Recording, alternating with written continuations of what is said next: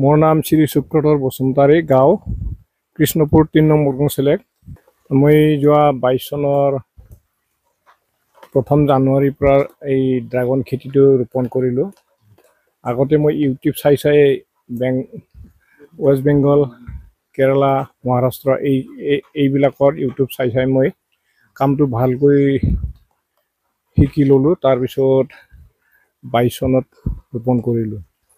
২৩ চনৰ মে'ৰ পৰা ফুল ধৰিলে আৰু এনেকুৱা এই ২৪ত ধৰিলে, এতিয়া ২৫ত ধৰিলে। প্ৰায় মই কিছুমান অভিজ্ঞতা সহকাৰে কামটো কৰি আছোঁ।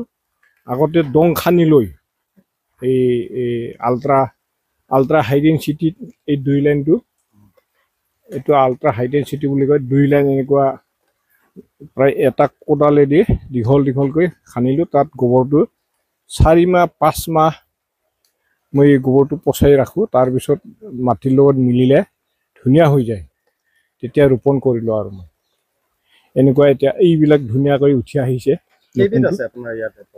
মোৰ ইয়াত ভেৰাইটি জাতটো হ'ল 9 বিধ। কি আছে? Sri Lankan red, Moroccan red, Israeli yellow, jumbo red,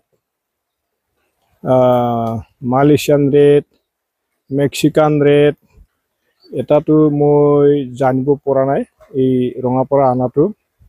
তাৰপিছত লিচা আৰু চুগাৰ ড্ৰাগন। আগতে প্ৰথম মই বেংগলৰ মানুহে মোক দিলে এইটো কেৰেলা, গুজৰাট আৰু নিজৰ পৰা এনেকুৱা কালেকশ্যন কৰি মোক।